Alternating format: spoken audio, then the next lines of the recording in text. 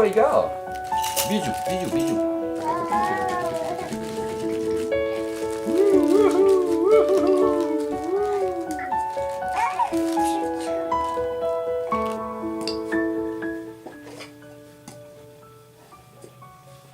C'est sûr que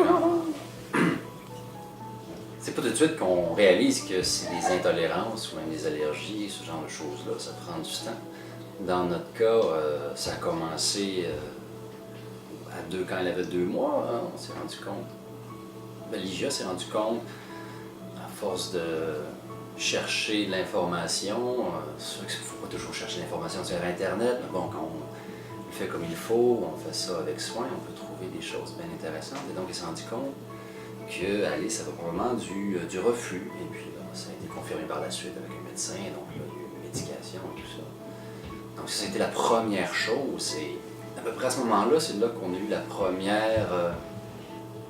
première problématique avec le bœuf. On a mangé un gros hamburger et puis le lendemain, Alice, comme Ligia, elle allait Alice, le lendemain, Alice, ça n'a vraiment pas été très bien. Donc, c'est là que ça a été la première fois qu'on se dit, il y a peut-être quelque chose en lien avec la nourriture. Donc, là, dans à ce moment-là, le bœuf, le porc, on s'en est rendu compte. Et par la suite, ça a pris plusieurs semaines, plusieurs mois pour réaliser l'étendue de tout ce qui est en cause ici avec Alice. Donc, c'est sûr que c'est difficile. Au début, on ne comprend pas trop, on ne sait pas c'est quoi. Puis là, on réalise qu'il y a le reflux. Donc là, à force de médication, le reflux est classé, si on veut, mais là, il y a encore d'autres choses. Mais qu'est-ce qui se passe? Fait que là,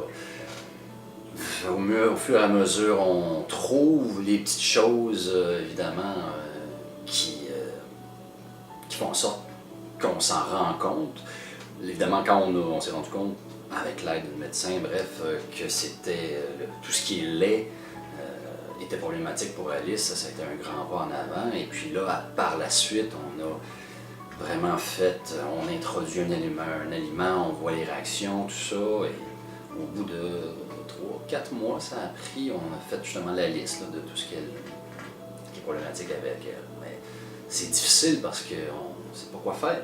Puis on trouve des solutions vraiment au fur et à mesure, c'est long.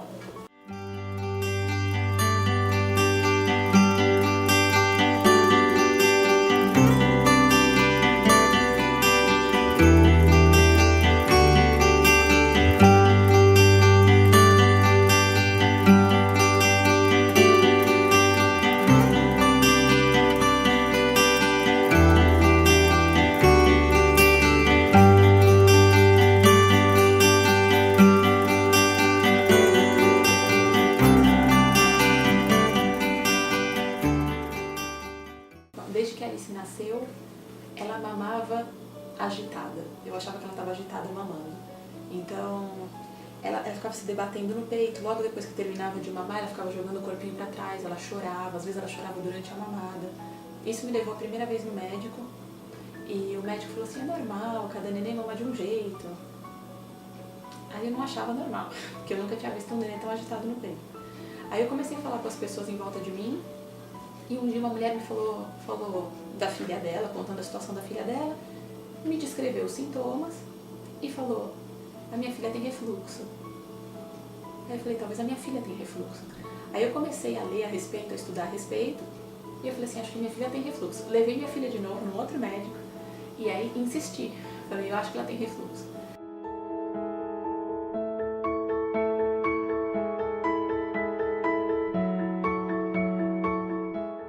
E aí examinaram ela, o exame, lógico, não tem um exame de laboratório, né? O exame é mais com base no que você fala. E aí a gente tentou uma medicação. A minha filha teve alergia à medicação. Teve que trocar o remédio. E nessa de trocar o remédio, não deu tempo de testar o remédio, o novo, porque eu estava indo para o Brasil. Então eu fui para o Brasil com um remédio novo, que no fim das contas não fazia efeito nenhum para minha filha. E lá, chegando no Brasil, porque eu moro aqui em Montreal, né? Chegando lá no Brasil, passei na pediatra e a pediatra falou assim, tenta esse outro remédio combinado com o que você tem.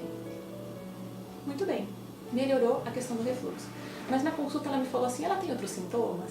E aí eu comecei a contar e contei que a minha filha tinha muita diarreia desde que ela tinha nascido E descrevendo como é que era, ela falou assim, olha, talvez isso seja outra coisa.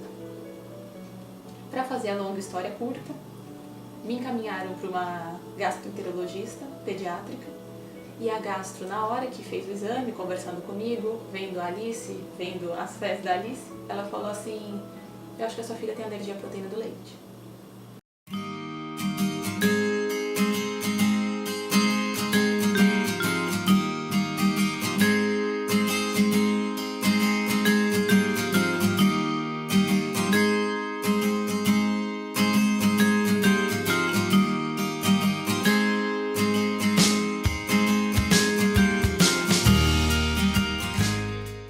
Ce qu'elle mange se retrouve dans le lait, donc tout ce que...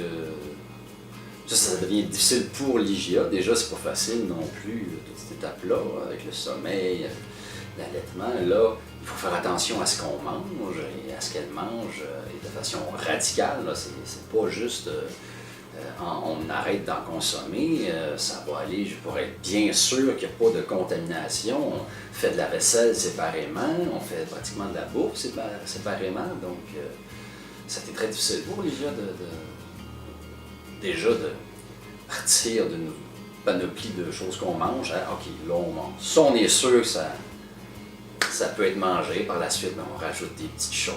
Puis là, quelques mois après, c'est sûr qu'on est revenu à quelque chose. Que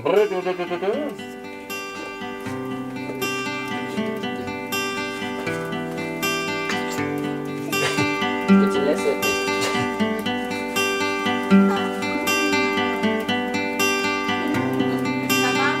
Oui. C'est chaud, ça te semble. On mange pas toujours la même chose, là, mais on a découvert de nouvelles choses, des nouveaux aliments. Ça, c'est intéressant, mais ça n'a pas été facile pour Ligia non plus. Mais pour la famille non plus, parce que c'est pas. Moi, je suis pas séparé de ça, là, on mange ensemble, là. On va pas manger séparément.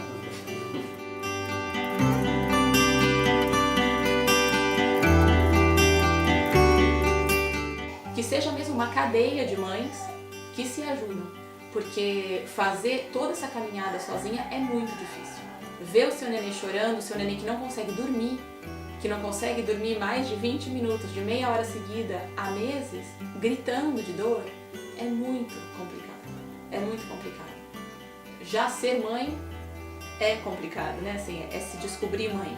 Mas ser mãe de um bebê que está sofrendo por alguma coisa que você não sabe o que é um desafio.